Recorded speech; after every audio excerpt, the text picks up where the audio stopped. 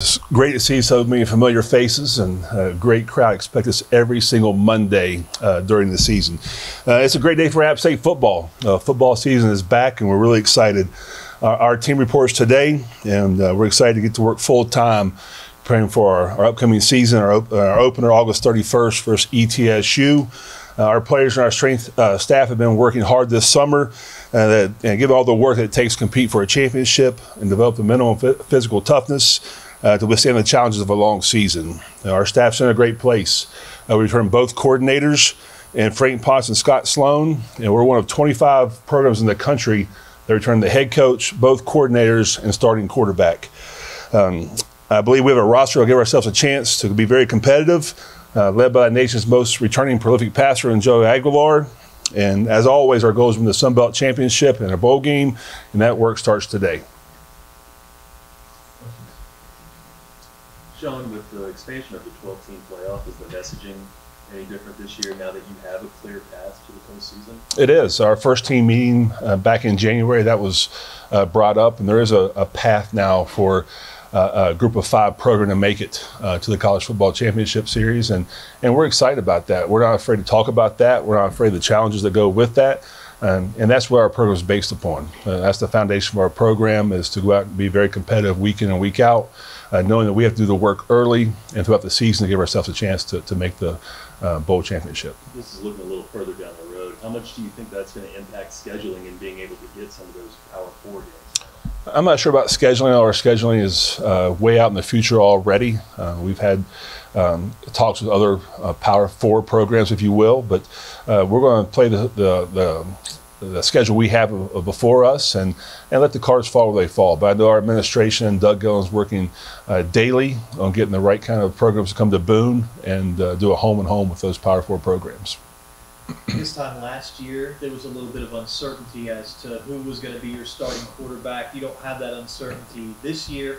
How nice is it to come into a season knowing who your starting quarterback is and just the quality of your starting? Yeah, we're very excited to have Joey return as our starting quarterback.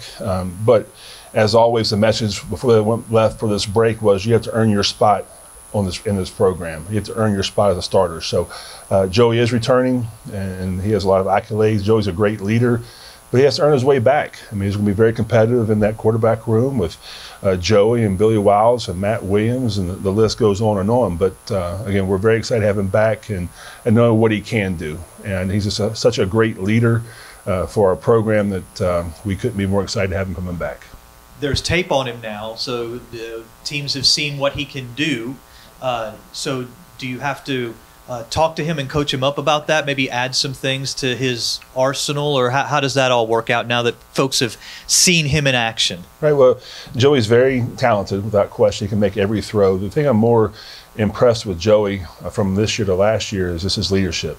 He's always been a great leader, but the way he goes about his business. And to me, leadership is how people gravitate towards you. And he's been able to do that. And there's things that Joey has to improve on. We know that. We've worked tirelessly through the offseason to get those things corrected. We're able to work with our players in the offseason and the summertime, and we've done those things. And the most important thing for Joey is to take care of the football and to make sure that a punt is not a bad thing. So someone on third down, and when he can make those tight windows and tight throws, that sometimes just scramble away, throw out of bounds, and live another day. Schedule's really tough in September, really the first 5 or 6 games. So how important is it to get out of the gate hot? Well, I think the most important thing is ETSU, and we're not going to look ahead. Again, with Coach Lamb at ETSU, he's a great play caller. He always runs a great program. So we're going to play one game at a time. I know that's coach speak, but again, we have a challenging schedule earlier, but the most important game is going to be ETSU. Coach, at this time of year, coaches always say it's great to get back out on the field and coach football. Does that mean more now these last couple of years than maybe it did before when you were first starting out in the profession? That's a great question, David. When I first started off in the coaching profession, July was your favorite month because you were away from football. And now it's with recruiting the way it is, trying to retain your own players, it's 12 months a year. So even though we were on vacation, we were still in touch with our players, with our strength staff and Coach Greenhall. And But again, it's the nature of the beast right now. It's a full-time job every month, every hour. So, but it's good to get back on the field with your players to reconnect in some ways. Even though we're with them all summer long, there's something different when you get into the arena with your players and you see them from 7 o'clock in the morning till late at night, and just to watch those kids improve on a daily basis. Hey, Coach. Last year was Matt Greenhall's first year back with the program, and we thought that, it was evident that a lot of energy and a lot of toughness was brought back with Coach Greenhall. What is the second year with Coach Greenhall in that program? What are you expecting? Well, again, we're excited to have Matt back, returning for our second season. Matt and I were both assistants here back when Scott Satterfield was the head football coach, and it was always a goal to get Matt back here to be my strength coach. And we offered the job to him earlier. Things didn't work out from contractual issues, but I think our players are more in tune with what he wants. The first year was a culture shock in some ways. But our kids have really rallied around Matt. Matt's one of my most important hires. When we're not here, Matt runs the program. And but again, just to have him back, and if you look at the numbers from this year to last year, we're setting records on a weekly basis, and just to watch how our bodies have changed over a year is good to see. Coach, a question that I never thought I'd get to ask you: what's your impression and take of the new college football game, the video game, and the fact that App State is in the trailer that was released prior to the game's release? Well, again, we were one of 15 schools in the country that was in that trailer. I think that's very important. It speaks for our brand, the culture we have, and about our program. I'm not a video gamer. My son, he got the pre-order, and he showed me a picture of myself. I was a lot skinnier. Didn't look like me, but yeah, that's exciting. I think it's exciting for our players, for fans. I saw a number that I'm not sure what it was. It's 4 times the amount of money that they thought they were going to make off the game. So I think it's exciting for our players to go out and play with themselves. I think some of our players weren't excited about the rating they got or the speed number they have, but it's just great for college football. It's great for the fan base, and we're excited to be part of the 15 teams in that trailer. Did you play any of the prior installments of that game? I know a lot of us folks our age were gamers. Did you play the previous version? I played Frogger on Atari back in the day, so I'm not gamer inclined, if you will. There's been some coaches that have said, that their players are spending time playing that game. They're still thinking about football, and there's positives. Other programs have actually worked with EA and gotten their playbooks in the game, so within their own team they could work on the playbook. Do you see any actual value from it? From what I've been told, there are some plays that are very similar to ours in the game, but again, I'm not up to date on video games. I'm up to date on volleyball schedules and football schedules for my kids. But that's going to be a point talking to our team. Our teaming this afternoon is enjoy the game through a fall camp, but you got to make sure you get rest. I think that can be a distraction in some ways, that if they stay up all night long playing video games, they won't be prepared for the next day. Bobby Phillips, App Weekly News. So, Coach, a lot of great things have been happening for the football program and the fan base over the last couple of years. Can you describe to me what App State football culture is and what it means to this team going into this year? Yeah, people ask me that question all the time about culture and what that means to App State, because we are different. It's just different on the mountain. And I think it starts with the players we recruit and how we go about our business. But I was told a long time ago about Coach Moore about culture, and it's not really what happens on the football field, it's what's inside your building. So in the whole recruiting process, when I try to hire coaches, I try to hire the right people, and the people that will give the best, give their 100% effort for this university, for our players, and always do the right thing. There's a sign in our building that says always do more than what's expected. And I think that details what our program's about. There's nothing too big or too small that we're not willing to do. And then talking about maybe a little bit of those details, what's one area that's a strength for this team compared to last year, and what's one thing you would like to see the team improve on going into this season? I think probably the strengths, we have a returning quarterback. Last year we weren't sure who was going to be our starting quarterback going out throughout the fall, throughout the season. We're returning almost 70% of our production from last season. So that's always important. Things we can improve on. we have to improve on our run defense. Last year, that was Achilles' heel for us. We improved as the season went along, but if there's one group this year that I'm very excited to watch is our defensive line and linebackers. I think we've really created some more depth at that position.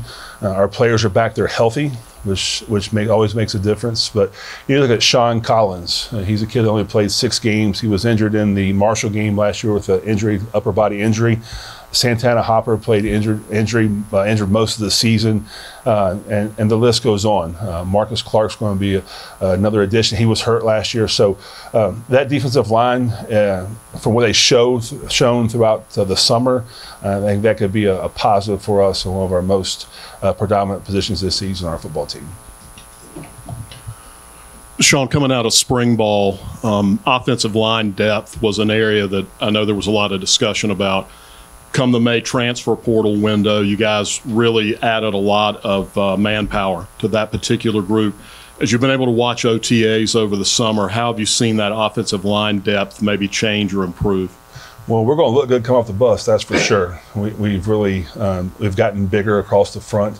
You go back to when I came back here in 2016, we weren't the biggest, but we're the fastest in our conference. And now our conference has changed. We've added additions with Marshall, Southern Miss, James Madison, et cetera, and they're bigger on the defensive front. So, again, we haven't been able to work too much as far as scheme-wise throughout the offseason or OTAs, but I know Coach Cummings has a great plan, and that's another group I'm excited about because we have a lot of talent to that position. They haven't played together. And if you look back from last year's offensive line, really the only 2 returning players coming back are Markel Samuels and Thornton Gentry. So we have some new guys to fill in, but those guys have really taken the challenge. This is the first year we haven't had a first-team all-conference on our preseason coaches poll. So I challenged them with that when I got back from New Orleans. So that group has something to prove to themselves and to everyone out there in college football. Switching to the defensive side, last season Scott Sloan and his staff led a pretty gutsy scheme change mid-season to the star defense. That's tough to do when you're going through game weeks. Now you've had a whole off-season for them to really get more in depth with that, get more detailed with the players. What are maybe some of the things you're expecting that extra time to plan and prepare to manifest itself on the field? Well, we did. We started a new, we call it the star package. That started the Southern Miss game of last year. And for the first 3 quarters, I wasn't sure it was a great plan. But the fourth quarter, they've really started to understand what we want to get done. It allows us a chance to get the most speed on the football field, which I believe that that's one of the parts you have to be able to run this conference. So probably the biggest thing that Coach Sloan and his staff have done is kept it simple. If you can understand the scheme and exactly where you fit and what your job is, you can play fast. So we've simplified some of our packages. Our kids understand what we have to do right now. And again, the time will tell how further we've came along from last season, but I feel very confident our defense will be very much improved. Any other questions for Coach Clark? David Katzenmeyer, App Weekly News. Building off of what you were talking about with last season, coming down the stretch, it really was a phenomenal run, capped by that Cure Bowl victory in just extreme conditions. Everything was running high at that point. How do you continue that momentum into this season, especially with a very tough slate to start? Well, that's a great question. And you go back to last year, and we're never going to look in the rearview mirror for sure, but we lost 4 games by 17 points. We had the lead, or we had a chance to win in the fourth quarter. And sometimes in life, sometimes in college football, the ball doesn't bounce your way sometimes. But I knew we had a great football team, a very connected team. The team believed in one another and their coaches. And we caught some breaks, and we started playing with more confidence, and the rest is history. But to build from last year, I think it starts from when spring practice ended last year. Coach Greenhall had them in the weight room for, I believe, 12 straight weeks, and to build the strength and identity of who we're going to be. And to me, in the off season, you really build what your culture is, and now we're going to build what our team is. And we have to come out through fall camp. We have to come out healthy. I think that's number one. We have to be able to find out what our identity is, what we're good at. Every team is different. It doesn't matter if you run the ball well one year, the next year you might not be very good at it, depending on your players you have. So find our identity, and then we have to be able to establish a 2 deep. That's important. We want to get that done fairly quickly. and get those guys playing together. It's important to great teams play together for a long time, and that one group on the offensive line hasn't played much together. So, but I hope that answered your question. Coach, the wise, all-knowing guys in the media picked you number one in the East. What's that mindset like, and how do you talk to your team at the start of camp about that and those expectations? Well, I'll quote Nick Saban on this. That's rat poison. Okay, but no, I think it goes to you'd rather be picked first than last. And for a long time, we've always had a target on our back at Appalachian State. And that just goes to who you are. I think it speaks for our program, what we're about, how we do things the right way. So the preseason accolades doesn't really mean anything. It's really in the postseason. And we're just excited to get started now on our team and prepare for the opener versus ETSU.